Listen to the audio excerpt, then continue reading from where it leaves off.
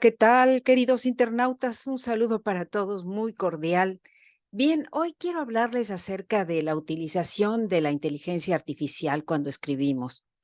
Mucha gente dirá, usó la inteligencia, o sea, no, porque una cosa es que hagas copy-paste y otra cosa es que de tu acervo cultural, el que tú has conseguido a lo largo de tus años, el que has aprendido incluso en las universidades, las escuelas, los cursos, tus lecturas personales, todo eso te va creando un acervo cultural.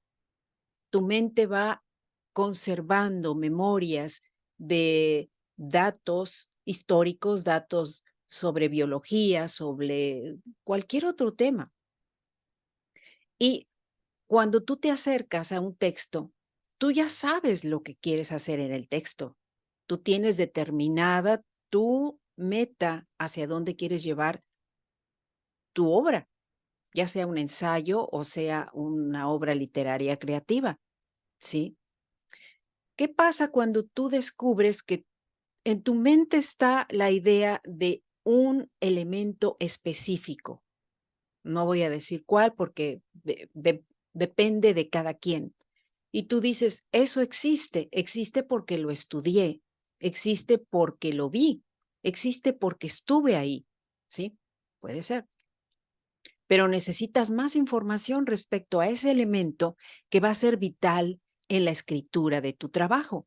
Bien, entonces ahí nos sirve ChatGPT, nos sirve la inteligencia artificial. Le preguntamos específicamente, dame más datos sobre esto. ¿Es un instrumento que sirve para esto? ¿O es un elemento muy similar en determinados ambientes? ¿Sí?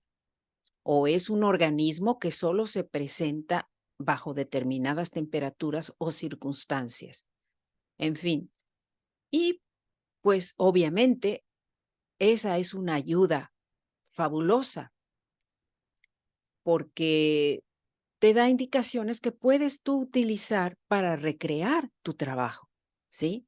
Otra cosa es copiar el texto que te está brindando la Internet y ponerlo tal cual.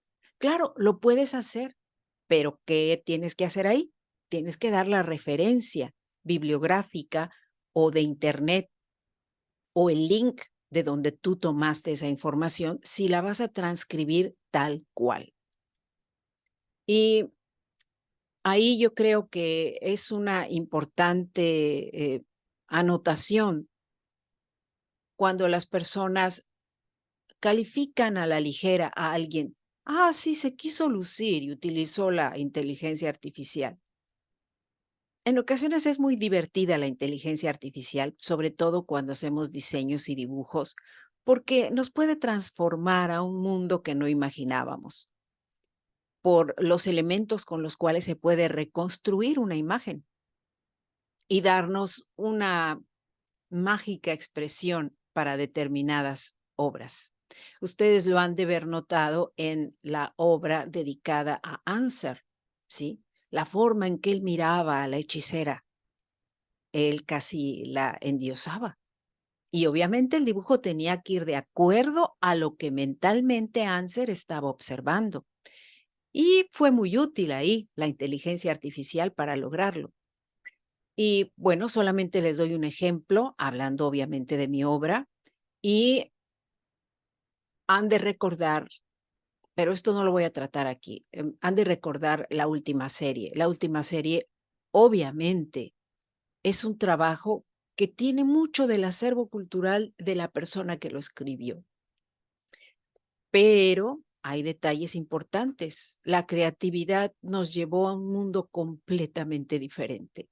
Pero de esto no les voy a hablar porque hay una sorpresa de la cual aún no puedo decir absolutamente nada, pero que muy pronto van a saber de ella y va a ser una grata noticia, ¿sí? Bueno, esto es lo que les quería comentar el día de hoy. Así que aprendamos a combinar nuestra intuición con nuestra creatividad, apoyándonos en ocasiones de la inteligencia artificial, ¿sí? Mi saludo para todos. Recuerden mi nombre, Ariadne Gallardo Figueroa. Estamos en Letras Creativas, por supuesto. Hasta la próxima. Gracias por su compañía.